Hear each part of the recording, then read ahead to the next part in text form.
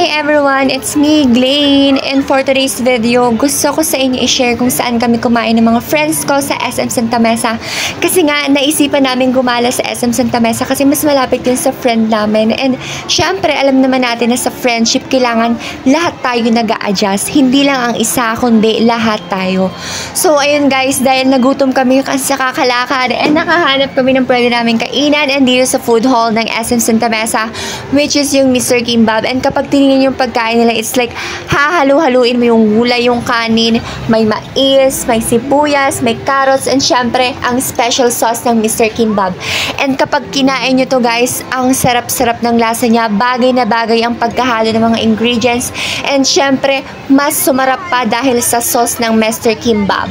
And syempre mas masarap kumain ng ganito habang tinitingnan yung mga kaibigan mo at magkakasama kayong nagsasalo-salo habang kinakain nyo ang special na pagkain nito. So guys, it's a Korean food and talagang namang mag-i-enjoy ka dito kung Korean lover ka. And syempre, hindi mawawala dyan ang Coks. You know, Coks? Coke pala. So guys, hindi mawawala yun kasi yun talaga yung nagpapasarap dito, yung may iniinom ka na malamig, na masarap na Coks. As in, mag-i-enjoy ka guys. So, pag tinignan mo yung itsura niya, it's like normal lang. Pero kapag kinain mo na, super sarap and syempre super healthy kasi nga may gulay na siya.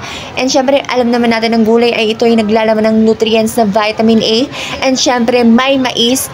And syempre, may rice na carbohydrates. And syempre, may eggs, which is rich in protein. Kaya super healthy nito guys. So, ayan, tingnan mo yung friend ko. Kumakain siya. Ayan, yung isa ko namang friend, si Ate Ethel. So, by the way, yung kanina si Miss Dayan. And syempre ako, hindi ako magpapakabog. Kakain ako ng Mr. Kimbab and hahalu-haluin ko at tutorial kung paano halu-haluin ng mala prinsesa. Ayan, pak, oh. Haluin ng maigi. Pak, oh. Oh, halukayin para ang sauce ay hindi lang sa ilalim. Para mapunta rin sa ibabaw. Para mas manuot ang lasa ng sauce ng Mr. Kimbab. At syempre for the lafang video, and ayan na, mukbang time. Ayan, pinapakita pa ni ate ang kanyang kinakain. Pak, oh. Sarap ng nguya. Parang baboy lang. Charot. Ayan, sabayan mo ng Coks. Sobrang sarap niyan. Sinisipon-sipon pa siya kasi medyo maanghang. Pero sobrang sarap talaga guys ng lasa niya. Hindi kayo magsisisi sa presyo niya. 100 to 200 ang range ng price niya kasi nga hindi ako bumili, nakasuyo lang talaga ako. Kaya hindi ko alam yung actual price niya. So ayun, kumain lang talaga ako and in-enjoy ko yun. Nilasap yung lasa niya kasi first time kong makain yung Mr. Kimbab kasi nga yung friend ko matagal niya nang kinakain yung Mr. Kimbab. And talagang sabi niya sa akin, sobrang sarap nito kaya napatry na rin akong kumain ng Mr. Kimbab. And dahil dyan, ayan, for the busog ang babaeng ito, for the nguya and for the lasa, para mas makabisado ko yung lasa niya. And syempre, ang bango-bango ng amoy niya, yung aroma niya, as in, has na appetite talaga. As in, oh my goodness, kakain ka talaga ng kakain at hihigop ka ng higop ng Coks. Ayan, isama natin yung mga friends natin sa video, syempre, para naman makita sila, para masilayan yung kagandahan nila kung anong itsura nila habang kinakain nila ang Mr. Kimbab. And super enjoy din nila. Ayan, for the meaty si Miss Dayan. O, diba? Plakado. And yan si Ate Ethel naman for the nguya din siya. So guys, ganyan lang yung vlog namin for the kain, for the mukbang, and for the chismisan. Pinagchichismisan namin yung mga plastic namin ka-work. Charot!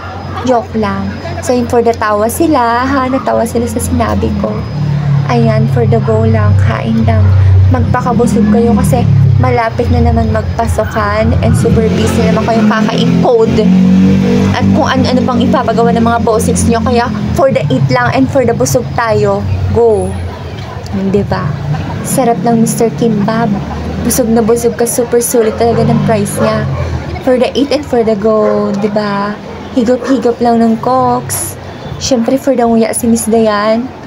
For the happy ang mga friendships. Kaya sa susunod ulit, ibang kainan naman. And gusto ko talaga ma-explore iba't ibang pagkain sa mga food hall or anything else na pwede kong kainan, street foods or kung ano-ano pang mga nakaka-curious na pagkain or for the first time kong matikman. And as in first glance ko, it's like super sarap and gusto ko talagang kainin yun.